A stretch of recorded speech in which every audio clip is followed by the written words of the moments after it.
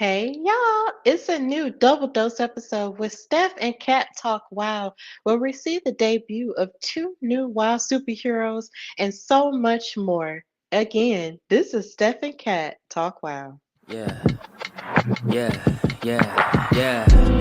Making her way to the mic. They start dimming the lights. You start feeling alright. From Birmingham, home of the Teddy Longs and the Ruben Studders. More once you discover. For all of the lovers, Whitney Houston and Roman Reigns. For all of the lovers, and Mickey James and Marvin Gaye. For all of the lovers, and Sasha Banks, Janelle Monáe, Silk, Sonic, and Paige. Allow me to say, look, I just found a place, sweet escape. Every one of us, I was kinda late, so I just made it up the struggle bus. Walking by the faith, cause I know it's right in front of us. Yo, I ain't with the hate, gotta.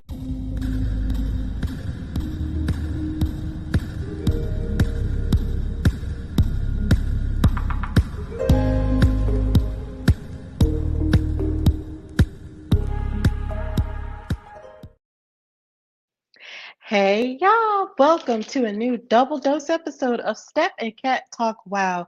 But for this episode, sadly, Kat isn't going to be here, but just send her good vibes and good energy as she goes about for the rest of the day. So you're just stuck with me, your girl Stephanie Hardy, host and creator of the Hardy Wrestling Podcast, contributing writer for Daily DDT, and color commentator featured on various platforms. And I'm so happy to be before you on this Saturday evening.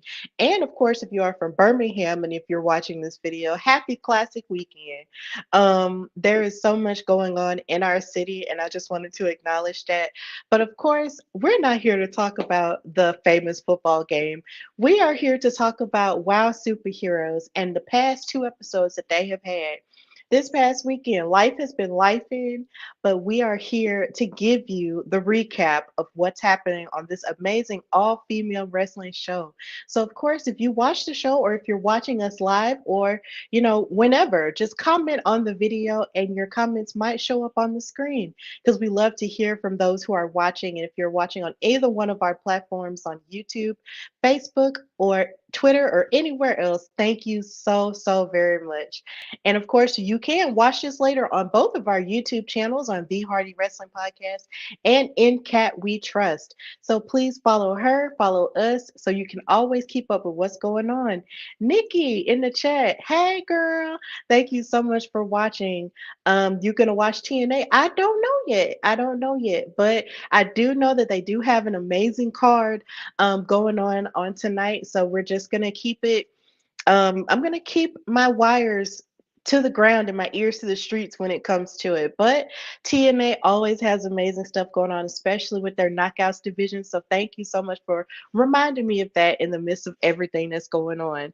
So with both of these episodes, we've had amazing stuff happening in the form of tag team wrestling in terms of WoW. This first episode we're going to discuss is called A Little Pink Elbow Grease. And in this episode, there was a lot to do when it came to the mother truckers and them having to work for the Fab Four in their mansion to work off their debt that they piled up by spending money in Lana Star's hotel room. So, in the midst of all of that, they're still trying to figure out how to still keep their respect while also working for the Fab Four. But the first match that we did see was between Animal Instinct and hold on a second. Animal Instinct and Team Rave to the Grave, which is also known as Holidead and Chantilly Chella. They had an amazing tag team match. Katarina Jinx was here to use sort of like a lot of her quickness and agility throughout this match. But Team Rave to the Grave has been building up their chemistry for the past couple of weeks, and they have been operating a whole lot better as a tag team. And Katarina Jinx just kept trying to use sneak attacks and frequent tags along with Goldie Collins to try to get the upper hand on Chantilly Chella and Holidead. As you can see, she used a lot of her flexibility and her submission skills to get the upper hand onto Chantilly Chella, like in this picture here where she's submitting her out or whatnot. But in the midst of it all, you had the power of Holiday sort of finding um, Animal Instinct in like the worst place possible and knocking them down and basically using Chantilly Chella as a weapon in certain places in order to get the upper hand on Animal Instinct. And finally, Chantilly Chella hit her cutter onto Katarina Jinx, and Holidead hit her Darkness Falls finisher for the pin. And Team Rave to the Grave wound up winning.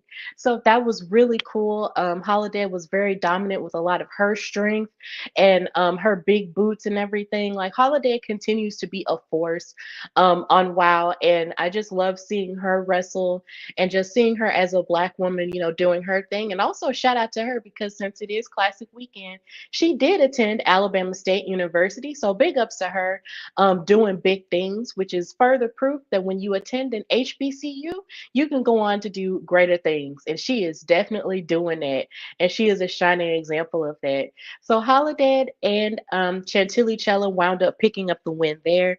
And this was a really fantastic tag team match that I did enjoy a lot. So moving on with the rest of the show, another match that was very interesting was the match between Genesis and Brittany Bay.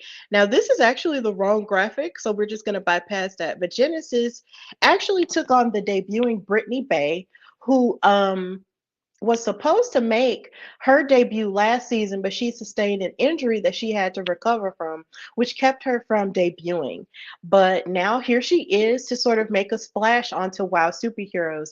But something that I found very interesting was the fact that Brittany Bay's vibe felt a lot like Spring Break 24/7. That's the tag team of Sandy Shore and Crystal Waters. She came out there with sort of like this cover up that you would see on a swimsuit. It was very neon colored and everything. So it was just very beachy vibes coming from Brittany Bay. But either way, it was really cool to see her get in the ring and take on someone like Genesis, who's just on this blazing path to prove herself as a single star. So Brittany Bay actually had a headlock takeover to start off the match. She reversed Genesis triangle chokehold with a jackknife pin. She had all types of incredible offense here to impress against someone like Genesis, but then Genesis proceeded to do what she does best, which is target Brittany Bay's left knee with the ropes and stomps to her left knee, and she kept twisting on it and pulling on it to the point to where she was writhing with pain, and it was just really crazy. But at the same time, this is what Genesis does best. She really loves to target, any person's joints and just tear it apart because she was an MMA girl and she knows how to submit people. So this is what she did. Brittany Bay tried to fight back with a backslide pin, but then she wound up getting submitted out with Genesis's excommunicator, and she tapped out. And sadly, Brittany Bay wound up not winning her WoW debut, and Genesis got the upper hand and won. And after Genesis won, she said, "I need to talk because it seems like you're not taking me seriously, David. And I can tell you by the opponent, I can tell by the opponents you keep sending me.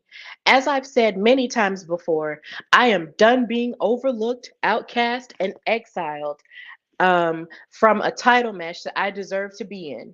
So until you realize that I mean what I say, I'm putting the entire WoW roster on notice. I'm coming for the WoW World title, and I don't care what it takes or who I have to face. I don't care if it's the Beast. I don't care who it is. Whoever has that WoW World title will be facing me for it. I mean, after all, I was the leader of Exile, and soon I'll be leader of this whole damn company." So Miss Genesis is really out here to prove that she is not just all talk and, all bark and no bite. She is barking a little bit less and biting a little bit more, which is something that I have been talking a lot about since she's gone off on her own without Exodus and Ice Cold, is that I've been hoping that maybe she'll, start doing her own thing and start talking less and actually showing more. And now she's actually doing that. And I'm really glad that this is happening for her. And I hope that even though she has devilish intentions behind it, I hope that somehow or another she does get to be in the title picture for the WoW World title, because we've never seen her go for that. Even in past episodes of WoW, we haven't really seen Genesis go for the WoW World title. So I hope that that does happen for her in some way, shape, or form. But I just hope that she just doesn't leave the entire WoW roster broken the way that she left Brittany Bay broken. But Brittany Bay did have a good showing, but historically on WoW, you never truly win your WoW debut matches. So in the end, I'm sure we'll see her rise up a little bit more. But Brittany Bay had a good opening match, and I can't wait to see more of what she has to offer as a WoW superhero. So after that, backstage, we saw. Um, After that, backstage, we saw the Alliance sort of get it cracking with BK's bars, but she actually rapped a little bit for Reina Del Rey. And she said, "Hey, Reina, I got something for you. You want to hear it?" And she said, "The All American girls, they want to tussle, but Reina Del Rey, man, she got that muscle." And they were having all kinds of fun backstage. And Adriana Gambino and Gigi Gianni were just kind of looking at them like, okay, whatever. But either way, this alliance is here to stay, it seems like. And it just seems like they're just really crazy. But we'll get back to them in a little bit. So this fed into match number 3, which was the Brat Pack, Gigi Gianni and BK Rhythm versus the All American Girls. And when it comes to the All American Girls, they've been looking to sort of bounce back since they sort of gave up their opportunity for the WoW Tag Team titles to the Mother Truckers. And then, of course, they lost to Miami Sweet Heat. So they've been sort of on the upswing when it comes to finding themselves again, going up against the Brat Pack, who are in the alliance with Adriana Gambino. And let me just say, Adriana Gambino might not be wrestling nearly as much, but when I say her fashion has been on point, it has been. I love the dress that she had on. It was black and white with some patterns going on. It was really cute. But in the midst of this, we also learned that Americana's mom flew in from Buffalo, New York to see her in action. So shout out to Americana's family, her mom and her son, who watch her wrestle all the time. So BK and Americana got the match started, and Americana actually hit an impressive number of arm drags and acrobatics to get the upper hand over BK Rhythm. But then BK and Gigi tried to get the upper hand, but Santana and Americana worked on Gigi's arm more and more. But Reina Del Rey came in and gave the power factor and got the upper hand on the All American Girls as she kept blasting through the match. But as you can see, even with that going on, BK is not to be ignored because she was trying to submit out Americana throughout the match. But then once Santana was able to get the hot tag, she came in like a house of fire and started hitting a lot of her aerial moves to Gigi and BK. And it just wasn't, and it was just really cool to just see the All American Girls in their element. But the numbers game is what took them down as Adriana Gambino and Reina Del Rey proceeded to hold Gigi back from getting hit with a move that Santana was about to hit her with, and they took full advantage of that and pinned her with assistance from Reina and Adriana holding her legs onto the rope. So the winners were the Brat Pack. They won through nefarious means, and it was annoying because this tag team match was already good enough as it was. But of course, when you're a part of a group, you're never fighting a person one on one or one tag team at a time. You're essentially fighting 4 people, and that's basically what happened here. So it was annoying to see that happen that way, but either way, that's what happened. And then afterward, the Alliance cut a promo, and BK said, "Oh, this was just the start. The Alliance, we're rising to the top of the charts." Gigi then said, "The category is giving new and improved. Take a look around, people. Things have changed, and this is exactly why you surround yourselves with the right ones." Then Reina Del Rey chimed in and said, "Right, Gigi.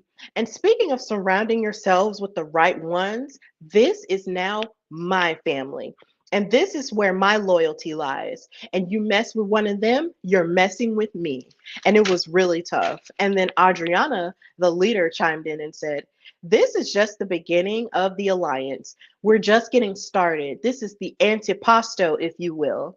So I hope you're hungry. And after that, they left and they just felt really dominant after that. So I'm almost afraid of what dominant plans that they could very well have as they matriculate throughout WoW, because of course you have this faction, and then you also have the Fab Four on their quest for gold. So there's a part of me that's just wondering, like, what's going to happen with them, or if they will get into the trios title picture along with top tier. So there's a lot of really amazing factions in WoW right now that could very well go to war. And if the Alliance wants to smoke, then they can definitely bring it. But I am excited to see what else is going to happen with these ladies as they, go further as a family and as a team. So after that, we saw the mother truckers get their outfits. And then, of course, they were in the Fab Four mansion, cleaning the bathrooms, getting drinks for the Fab Four, washing dishes, and, of course, giving them a spa day. But this was where Holly Swag decided to be a pranker.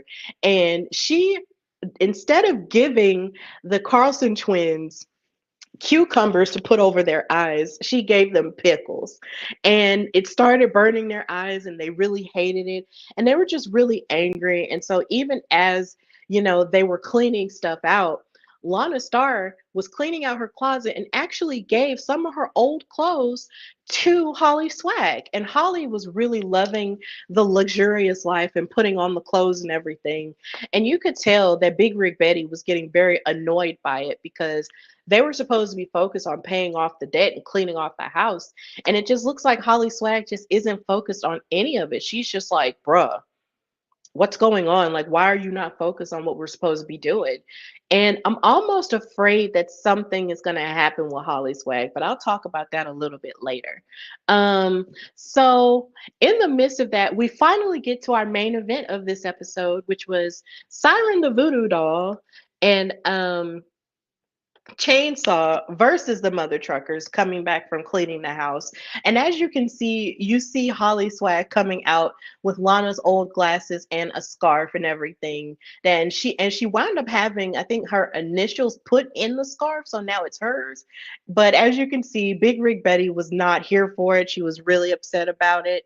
And they went on to face this dark tag team, of course. And a lot of people are trying to figure out, well, not really a lot of people. I know David was trying to, figure out if Chainsaw was trying to make an outside connection with Pep Riley backstage a few weeks ago. But of course, we'll probably get more answers to that as the show goes on. But Angelica Dante is having none of it, and she's sort of keeping her focus squarely with tag teaming with Siren the Voodoo Doll. And this match felt a little bit one-sided in the sense that you can tell that Big Rig Betty was more so focused on what was going on in ring than Holly was. And Holly was so busy trying to primp and pose with her new clothes that she could barely focus on what was going on in the ring. And Betty wound up doing most of the work here, as you can see. Like, she spent more time in the ring than Holly did. She was fighting off Chainsaw, fighting off Siren the Voodoo Doll multiple times. Like, at any time she would try to tag into Holly, Holly was just not focused. And then there was one instance where she tried to tag into her and she just had her back turned.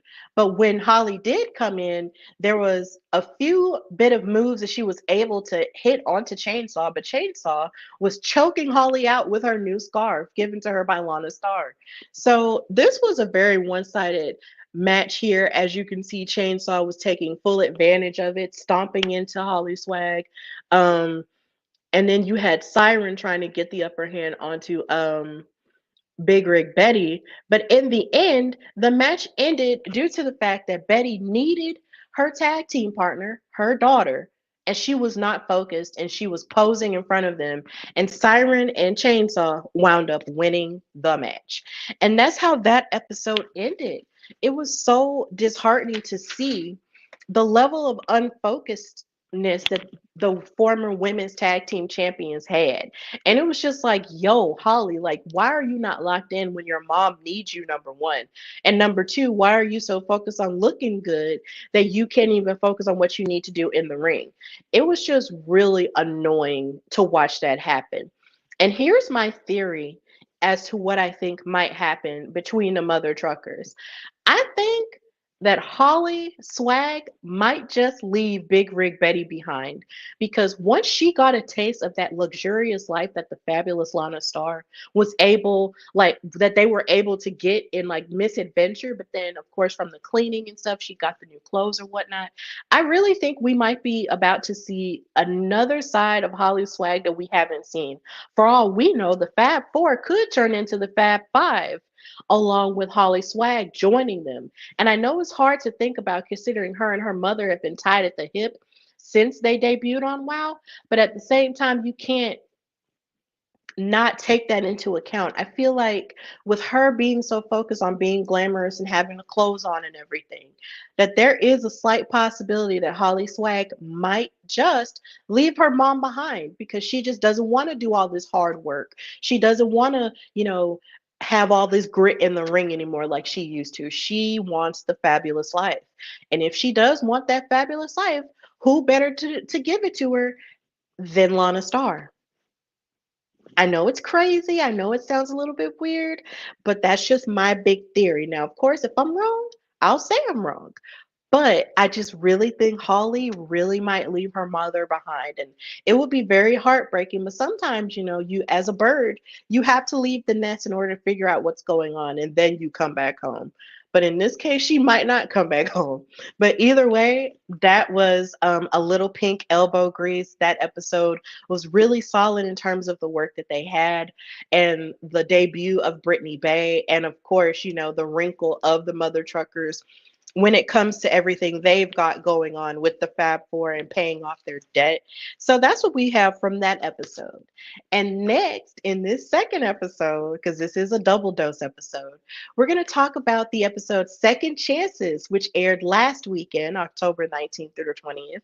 And shout out to my mom because it was her birthday, her 60th birthday this past week.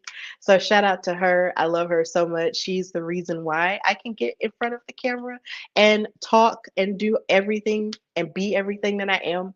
So I just want to give a shout out to her because this was just a fabulous week. And that's the reason why we didn't have this show on Wednesday because I was celebrating with her. But shout out to my mother and shout out to all the mothers because y'all are amazing. So, with this new episode, we had the match start with a trios title match with the Fierce Sisters, Roxy and Foxy, and Tiki Chamorro facing off against Top Tier. And this was an amazing team. I was very surprised to see this team announced on social media, but the idea of it, happening was just really cool. I was like, okay, so we have Team Fierce Island Girls. That's the name that I put down for them in my notes. Team Fierce Island Girls going up against Top Tier. And when I say every time I see Top Tier come out in their tracksuits, like I want one. Ladies, I don't know if it's possible if you're listening to this episode or if you're watching it, but in the WoW sphere, can I please have a Top Tier tracksuit? Please, please, please, and thank you, because it is so cute. It would keep me warm in the winter. I would love it. Okay, like even though I might not like all of your shenanigans, I do like your clothes. And that sounds kind of crazy, but that's just how I feel. I just want your tracksuits. But Gloria Glitter and Tiki Chamorro got started in this match, and Tiki's toughness was on full display up against Gloria Glitter, who has so much grit as a veteran in the ring and stuff like that. But Tiki continues to show and prove why she is one of the most improved and best superheroes on the show. Roxy came in and actually gave a one-legged monkey flip to Crush, but then Crush decided to commit the cardinal sin of grabbing Roxy's hair. Now, if you are a Black woman and you are watching this show, you know that you do not touch our hair. And Crush committed that crime. And I was just like, oh, Crush Girl, why did you do it? Why did you do it? Why? Even though I know it's a part of the body, you do not touch a black woman's hair. You don't do that. But Roxy got back at her by pushing her in midair. And this in this match, we saw a lot of her power on display here. And it was just really good to see um here again, another new WoW superhero, making her way and blazing through top tier the way that she did. I was really proud of Roxy. She even had an arm submission to Coach Campanelli and hit a double face buster with her sister to Coach Campanelli. It was just really cool. And then Foxy's ring awareness is also getting way better in the sense that she knows where she is in the ring and she utilizes that to her advantage. I really love seeing that level of growth from these girls. But then Crush decided to get back in the ring and sort of get the upper hand on Tiki Chamorro. Then Coach ran into the Fierce Sisters and wound up trying to submit Tiki by targeting her injured leg that she injured playing a game of rugby. And after that, the match sort of took on a different vibe. Um, there was one point where Roxy actually pounced Crush and Coach Campanelli, and it reminded me a lot of Willow Nightingale. And I was just like, oh my God, what if Willow Nightingale was on WoW? This would be perfect for her. But she's doing her thing in AEW. But either way, that would have been amazing. But then Coach actually wound up spinning Foxy into a knockout punch, and Top Tier wound up retaining the WoW Trios tag team titles. But in the end, Tiki and the Fierce Sisters put up a heck of a fight. They did a fantastic job. And I just really hate that they wound up not getting the job done. But Top Tier just has, just a stranglehold on those WoW Trios tag team titles. And of course, they just got them. They were given to them, which they did address in their promo. Now, Coach Campanelli said, I think there's something that you all might be forgetting. These belts were literally made for us. And you know what? We're going to be buried in these belts. And David McClain didn't like that too much. He was just like, okay, that's a little bit much. So you keep mixing them and matching them. But until we see a solid trio tag team that can even stand a second tier to us, we are going to remain the World Trios Tag Team Champions. And we are going to remain the greatest team in all of professional wrestling. So, Top Tier said what they said. They meant what they said. And they are still the Trios champions. So, that's what happened with them. That's what we've got going on with those two girls, with those three ladies. But the Fierce Sisters did a phenomenal job. The Fierce Sisters and Tiki Chamorro did a phenomenal job going up against him. And I actually wouldn't mind seeing them face off against Top Tier again. But we got to move on. So, moving into match number 2 of this episode, we had another WoW superhero debut in the form of Ashley Blaze going up against the Classmaster with Samantha Smart. Now, of course, if Ashley Blaze looks familiar to you, it's because she was once upon a time on NXT as Amari Miller, who was from St. Louis, Missouri, and she was a sweetheart and she wore Missouri on her knee pads and everything, but she sustained a really bad injury and actually rose above a mental health struggle in order to get back to the ring. And she was sadly released from NXT, but kept on wrestling anyway as Cameron Burnett, I believe that's her name. But she made her debut on WoW in this episode. And when I say I was so happy to see her, I really was. And she looked so beautiful with her makeup and her hair in the ponytail. Her ponytail was ponytailing, okay? It was giving diva, and I just really loved it. I was like, look at you, Ashley Blaze. It's so great to see you doing your thing in wrestling and also back on television in a substantial manner. Like, it was just really cool to see her doing her thing. So she went in for a handshake with the Classmaster, but the Classmaster was like, no, I'm smarter than that. Forget that.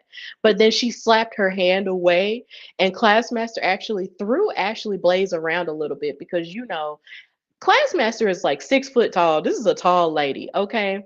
But Blaze actually gave a couple of chops that stunned the Classmaster. She was like, oh, so I really got to beef up my game here up against this girl. Yeah, you can't just undermine people just because they're smaller than you, girl. The Classmaster actually hit a clothesline and shoulder thrust into Ashley Blaze, and then she hit her bookmark leg drop and scholar collar on Ashley Blaze's left leg, and then Ashley actually went for a pin, but then the Classmaster reversed it into a kick, and Ashley Blaze just continued to fight out of a lot of the offense that the Classmaster had going on here. There were a couple of moments where it looked like Ashley Blaze could have given up, but she did it. And I think that's really the best part about watching Ashley Blaze fight is the fact that even up against certain people, she keeps going. And I just loved seeing that attitude from her. But then as she kept giving chops and double knees to the Classmaster during her level of fighting back, the Classmaster battle back with a big boot in order to get the upper hand on her. But Ashley Blaze was still impressive by actually hitting a senton splash to the back of the Classmaster. So at one point, it looked like Ashley could have made an upset here and won. But sadly, that just wasn't the case. And the Classmaster won. And what's even funnier is she won without the interference of Samantha Smart. Because Samantha has a really bad habit of getting involved in the Classmasters matches, but she didn't do that this time. It seems like she actually does trust her to fight her own battles, and I thought that was a very interesting take to see in this match. But the Classmaster won. She's also blazing no pun intended, through WoW in her own way. And of course, Samantha Smart cut a promo because she just has to talk more about how much smarter she is than everyone. So Samantha got the microphone and said, "What a fortuitous opportunity for these fools to be spectators to our greatness. As dim-witted lifelong failures, you definitely don't know what it's like to be a winner." And in my head, I'm like, first of all, yes, I do. Don't do that to me. And then she said, "Oh, shut up. Whining is the closest thing you'll ever be to winning. You see, the Classmaster, she doesn't compete, she dominates. So it really doesn't matter who you send in the ring against her because the outcome will be the same. So, David McLean, bring on all the competitors because our victory is inevitable." She thinks she Thanos. She thinks her and the Classmaster are Thanos. And it's just, uh, you can't argue with it because she has been winning a lot of her matches. But a part of me wants to see the Classmaster go up against Genesis just to see who else could face off against whoever is the WoW world champion at that point, just to see what would happen. Like I have to see that because they're both going on a tear of being undefeated to a degree that I just want to see who's going to come out on top to face either the Beast or whoever is going to be the number one contender, which we will talk about a little bit later. But yeah, the Classmaster is really that girl. She's blasting through and doing her thing, and it's cool to see that she's able to do this without the overt interference of Samantha Smart with her yardstick or just with her crazy manager shenanigans. So it's interesting to see where we're at now. So moving into match number 3, we have Fury and Sylvia Sanchez, a very unlikely tag team, going up against the Dojo Defenders. And here again, this was another match that surprised me because Fury is somebody who I would prefer would just keep a solo career instead of just going back to tag team action, but I'm not in control of that at all. But somehow or another, her and Sylvia Sanchez, the sole bandita left, decided to be in a team together. So they decided to go up against the Dojo Defenders. That's Kara Kai and Tara Strike. Shout out to Tootie. I love you, Tootie Lynn. So yeah, this match was really good at the start of it. Kara Kai and Sylvia started off, and Sylvia Sanchez tried to lock in a waist lock onto. Actually, no, she actually hit a waist lock suplex onto Kara Kai. And if it's one thing that Fury does, is that she has like the power advantage and so does Sylvia as well. But when it comes to fighting and just all around martial arts skills, the Dojo Defenders, of course, have that in spades. They would light up Fury and Sylvia Sanchez with a level of kicks. But of course, Sylvia would hit suplex after kick attempts were missed, and then of course she tried to submit Tara strike out, and she was choking her out to the point to where one of Tara's ponies, it's not a ponytail, but it's like a ball of her locks were actually coming loose, and I was like, no, don't ruin her hair is so pretty. But either way, of course, that's just a part of the job. But Sylvia was choking Tara out at one point, and I was just like, okay, girl, I'm gonna need for you to really reach and get a hold of Kara Kai before you lose this match. It was just really crazy how Sylvia was just going in on Tara. But then eventually Tara was able to tag, well, not Tara, but Kara was able, no, Tara was able to tag in to Kara, and Kara got the upper hand on Fury with a tequila shot move, which I think is very impressive. And then she knocked out, and Tara wound up knocking out Sylvia Sanchez and keeping her from interfering in the count. And the Dojo Defenders wound up winning the match. And I was really happy about that, because if it's one thing I do love, I love seeing the success of the Dojo Defenders since they've made their debut. So I just, love seeing them win and battle and everything, because they kind of debuted towards like the last half of season 2.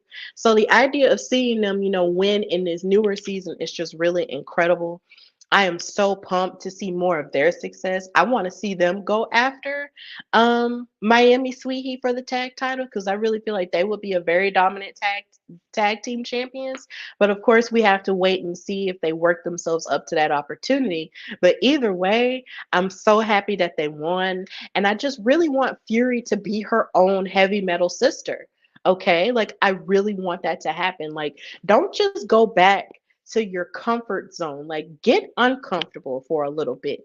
And this is a life lesson. Don't just get caught up in what you're comfortable in. Do something new, do something fresh, so you'll learn something about yourself that you've never known before, or discover something about yourself that you've never known before. I mean, how else are you going to know, what you like or what you don't like if you don't try new things? And I just want Fury to just be her own woman. Like, just be your own woman and just do the dang thing. But of course, she lost in that tag team match against the Dojo Defenders. So we just have to wait and see what her journey is going to entail. Now, after this match, backstage, we saw Abilene Maverick trying to talk to Jessie Jones about being her partner, and Jessie Jones was just not here for it. She was just like, look, I don't need you. You're not my friend. Just get away from me. Because, of course, Abilene Maverick was the reason why she lost her last number one contendership match to Penelope Pink, because she hit her in the head with the crutch because Penelope moved out of the way. And it's abundantly clear that Jessie Jones just wants nothing to do with Abilene Maverick, the VIP. But she keeps trying to force herself onto her. And it's just, but the thing that I find strange about this whole scenario is it seemed like towards the end of season 2, they were working together to knock down the Beast when Jessie Jones had that match against the Beast for the Wild World title. And it really seemed like she was using that as a cover up to distract the Beast so she can get attacked by Abilene Maverick. But now you don't want her around. It's just kind of strange how this is turning out. And I really hope that we get answers as to who attacked the Beast pretty soon. And I hate that this is a question that me and Katrina even have to keep asking, because I feel like this is a question we had to ask in the first season of this iteration of WoW. Who attacked the Beast? Who did this? Da, da, da, da. Like, if y'all got to keep attacking the Beast over and over again, that just further proves your weakness and not the Beast's weakness. Do something else. Do something new to try to challenge for the Wild World title. Don't just be a coward and attack somebody from behind. No, be woman about yours and face them for real, for real. Like, don't be crazy like that. It's just really, it's interesting how that just keeps happening. But after the argument, we heard from Penelope Pink backstage, my worst enemy that I kind of love and kind of hate at the same time. She said, "Here I am having to get back in the ring with you, Jessie Jones. I am just nicknamed number one contender around here. I've beaten everybody, Princess Aussie and you. I'm sorry, did that crutch to your head fog your memory? Or is it your new manager, Abilene Maverick? But don't worry, I'm gonna get I'm gonna get in that ring and do what I do best, and that's embarrass you and look good doing it. And after that, I'm going to get back my Wow World title that I never lost, even though you lost it in a triple threat match. But okay, we're just going to keep going. And prove once again that I'm the best damn thing WoW's ever seen. And as she made her entrance with the main event, we got to see Lana Star in her amazing crop top, which I'm going to show in just a little bit. So this is the main event. Penelope Pink versus Jessie Jones for the number one contendership to face the Beast for the Wild World title. And look, if there's anything that Lana Star is going to serve, she's gonna serve a look. And Miss Ma'am in this crop top with her abs out and everything, she just looked absolutely amazing. And I'm just like, man, it's stuff like that and watching wrestling. It makes me just want to put down the fries forever. Put down every carb, lay aside every bread, and get my life together so I can look like this. But it's just so hard because food is just so good. But then I try to tell myself that I'm beautiful the way that I am. But either way, Lana looked amazing. Like she always does. Like she just always serves looks. This WoW OG is just so stylish. And of course, Penelope Pink came out feeling all of the confidence in the world. And then you have Jessie Jones just trying to poo poo Abilene Maverick off the entire time. And Abilene, I don't think she stayed outside for the rest of that match because Jessie just told her, "Look, I want nothing to do with you. Get away from me." But this match was just as good as their last outing a few weeks ago because here again you have two women who have the same motivations and don't mind playing dirty to get what they want facing off against each other, and they were brawling throughout the match. Jessie Jones actually got the upper hand on Penelope and stunned her a bit during the first part of the match, to the point to where Penelope had to like go outside the ring and gather herself to just chill out for a second. But Jessie was just not letting up. She is 100% determined to get a hold of what's hers, to the point to where she even attacked Lana Star when she tried to interfere on Penelope's behalf. And Penelope didn't take too kind to it. She attacked her as she had a hold to Lana's hair. It was just really, really crazy stuff going on. Like they were destroying each other, and it was just really insane. But Penelope Pink, of course, tried to get the upper hand on her with her brawling and her technical prowess in the ring. But something crazy happened in the midst of all of this going on. You had Lana trying to interfere by distracting the referee and trying to hit Jessie Jones in the head with her mirror, but then she wound up hitting Penelope Pink instead. In a sense of storytelling, which makes it full circle, like I said from their last match. Um, and Jessie Jones ducked it, covered Penelope for the 1, 2, 3, and won the number one contendership to face off against the Beast. And what was so sad about this is that Penelope Pink looked so distraught from what happened. Even after getting the upper hand onto Jessie Jones and trying to play all the regular Fab Four games, it just wasn't going to work this time. Jessie was just on a mission, and she was bound to determine to be that number one contender that she always felt like she should have been in the first place. And she won that match. So I don't know when we're going to get this match, but I know that Jessie Jones versus the Beast is going to be a barn burner, and I just can't wait to see what happens here. And of course, the Beast is going to have to show back up because, of course, since she got attacked, we haven't really seen her since this season started. So we got to go and see her, re-emerge to defend her title again. And we get to see if Jessie Jones is really the girl that she says she is. So, yeah, those were the past two episodes of Wow Superheroes. Thank all of you guys so much for watching live, for commenting, and all of the things. And of course, if you weren't able to watch it live, you can watch it on all of our YouTubes. On Katrina's YouTube, in Cat We Trust. That's INKATW3 in the place of the E. Trust, TRUST. And then, of course, you can follow my YouTube, The Hardy Wrestling Podcast, and catch it there. You can also follow us on social media as well. Follow me at Queen Steph Hardy on Instagram and Twitter. You can follow The Hardy Wrestling Podcast on Twitter at Hardy Wrestle Pod, and on Instagram at Hardy Wrestling Podcast. And also read my work on Daily DDT. I am still working on some things, so bear with me. I'm going to put out something new pretty soon, so be on the lookout for that. But in the meantime, please read all of my past work and just continue to support your girl as she makes moves in these wrestling streets. We are at the end of the year. It's getting crazy. November is on the horizon. So, stuff is happening, and just, be aware of the stuff that's happening and just continue to follow and support both of us as we continue to give you this amazing show. And if you haven't watched WoW yet, I do recommend that you go on wowe.com. That's WOWE.com, and look up where it comes on for you and check it out on television. If you live in Alabama, it comes on My 68 on Saturdays at 6 o'clock, unless it's preempted for any random sport that we might have going on. But either way, just check it out there, or just check it out on their YouTube channel, which is Wow Superheroes on YouTube. And, follow them and just support women's wrestling across the board in every promotion, even in your local promotions. Support independent wrestling and women's independent wrestling as well, because if all of women's wrestling succeeds, then we all succeed. So, of course, this has been Steph and Cat Talk Wow with just Steph.